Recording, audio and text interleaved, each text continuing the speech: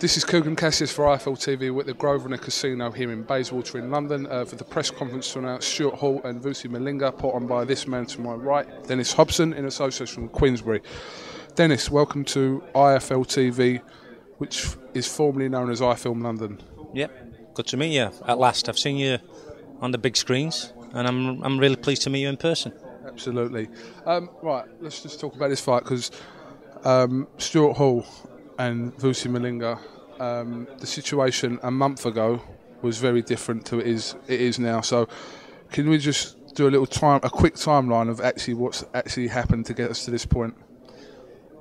Well, I'm still in shock, to be honest. It's an unfortunate situation being brought about by third parties, because I've had a great relationship with Jim McDonald for the last 6 or 7 years. It's been a fantastic journey.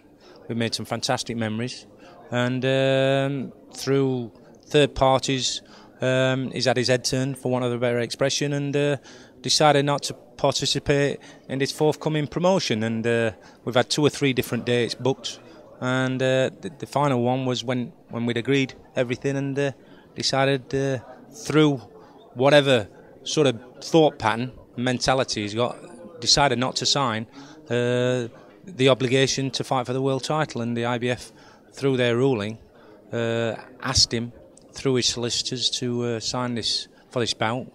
He decided not to, and obviously he got stripped. So an unfortunate situation for himself, after I've invested a lot of money to get him to the world title and to bring it over to these shores in May of this year.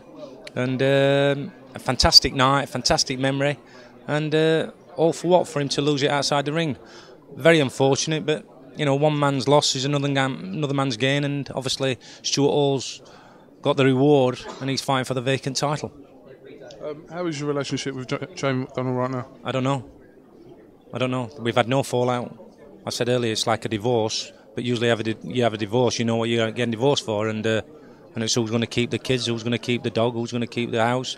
There's none of that, so I don't know why we're falling out. Obviously, he's got his head turned.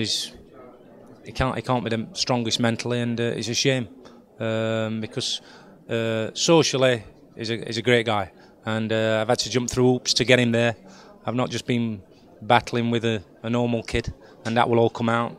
He's made some statements lately which have got massive holes in them. There's a lot of discrepancies in some of the statements he's made about what he were getting paid and all stuff like that, and he's only been offered this fight, and he was fit and able to fight at all times. It's all crazy, and like I said earlier, the truth will prevail, and you know, it's not the best time to wash your hang your dirty washing out in public, but we will declare the truth. And you know, most people in this industry in boxing, know what I've been up against to get him to a world title, and they know what I've been up against in the character of Jamie, and you know, that will all come out in due course, and you know, now's not maybe the right time to bring it out. Okay. Moving forward, you've acted very quickly into securing this world title shot for Stuart Hall. Can you just tell us how Stuart Hall has become in a position to fight for this world title? Well, the thing about Stuart is just an 100%er. He's a Clinton Woods from the northeast in a way. You know, hopefully he can take that step that Clinton took in at the 4th time we're asking, he won a world title.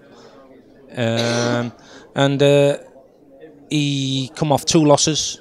I've always had a great relationship with his trainer and manager, Mick Marsden, and he asked me if there's anything we could do. So Jamie were relinquishing his Commonwealth title, and we helped make that available for Stuart, because he was one of the mandatory challengers for the Commonwealth. So we won a Commonwealth title together after a warm-up fight, and then managed to get him on the undercard of Jamie McDonald's world title, and which with the view to getting him well rated. And Stuart always got a burning passion to fight Jamie McDonald again. Jamie wasn't so keen, but I just thought it was such a great fight that it would be another great fight for television. So it was just another possibility. There were all sorts of different options that we had for Jamie, and so that's how it all unfolded. And Stuart got a great rating in the IBF. He got rated at number 6. Now the 2 above him got moved in other directions, so he ended up being the number 3. And it's just about, like everything I've said before, it's about timing. He's the number 3, Vusi Malinga's number 2, Jamie McDonald gets stripped, it's 2 against 3. So that's all. That's all there is to it, really. This fight, 21st of December, 4 days before Christmas, was that taken into consideration the time of year and trying to pack out a venue that's brand new to boxing, which is going to be brand new to boxing? Look, you know, I mean, when is the ideal opportunity to do anything? You've got to take what's there, and there were more ideal dates that have come and gone. But for Stuart to fight for a vacant world title in his hometown, what would we rather do? Fight in September or October, but fighting in Germany or in the States where he's going to be up against it? No, I know what I'd rather do. Fight in my hometown 4 days before Christmas. Get the whole of the north of England behind you. It's a no-brainer. Like I said, the Leeds is the First Direct, is it? First Direct Arena. First time a venue. I've been having a look at some of the pictures on it. It looks a good setup there. Oh, fantastic! Honestly, and what makes it such a great place? You can, you know, you can have a fantastic arena venue, but if it's got no soul, but the people what's involved there give it soul. It's got something about it already, even though it's a brand new concrete building, and the people behind the scenes are so positive that they want to make it the best venue in the north of England, and it's going to head that way. It's already put a benchmark down by selling Bruce Springsteen out. Even Dolly Parton sold out. Remember Dolly Parton? I remember Dolly Parton. 9 to 5. That's sir. You've been there, have you? So you wish. I do wish, even at a grand old age of 104. Yeah. You've been romantic in your own bedroom with a photo of her. Yeah. Go on. You know what I mean? You're right though. That's the thing. Yeah, exactly. So, but yeah, it's a great arena and great people. So I'm really looking forward to work with them. And like I said earlier, I'm all about making memories. I've got, you know, you'll see posters in my office. I've got Ricky Hatton, Clinton Woods, Carl Thompson, David A, Jamie McDonnell, and hopefully Stuart Hall as a world champion. That's what it's all about. What other of your fighters are likely to be on the card? We obviously know Frankie Gavin from Frank Warren Queensberry side will be on the card. I've got an up and coming middleweight, and the middleweights are red hot. Is an accountant. Trained accountant. He's 23 years old, Lewis Taylor, and we're just getting ready to make a move with him. So I'm going to get him involved in a minor title, which we're starting to let him off the leash a little bit.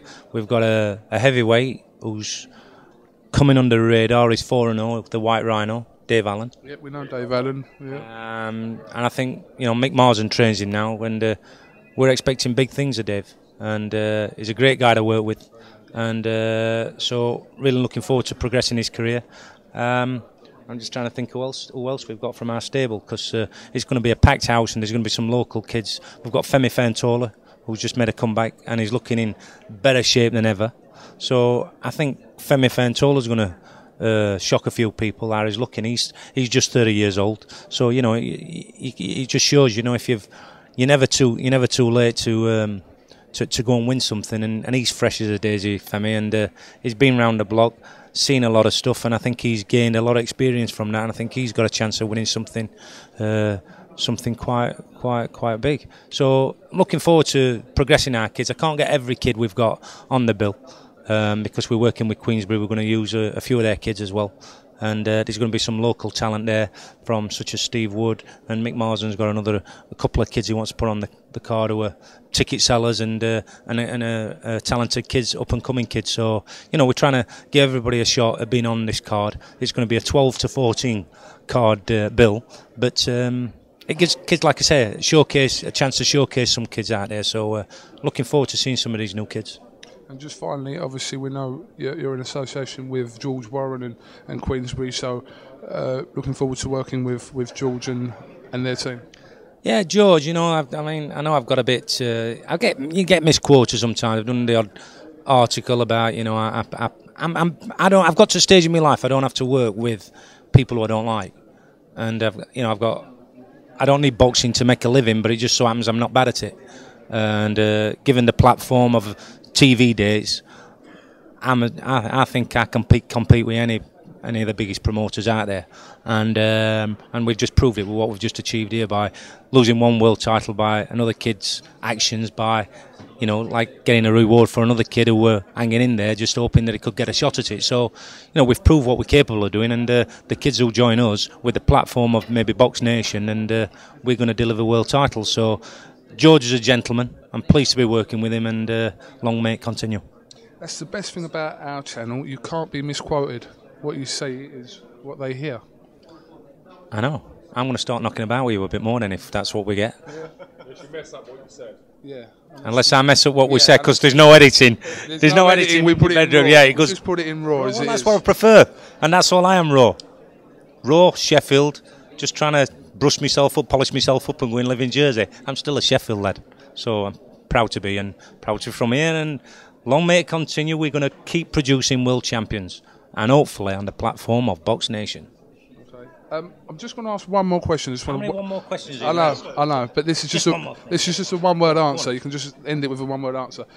If Stuart Hall is to win this world title, can you potentially see Stuart Hall versus Jamie McDonald next year? One-word answer. Absolutely. Okay. All right, we'll leave it there then. Dennis Hobson, thank you very much for talking to IFL TV. Pleased to meet you. At last. And we'll get you on the channel more often. Anytime, son. Anytime. You're a gentleman. Thank you very much.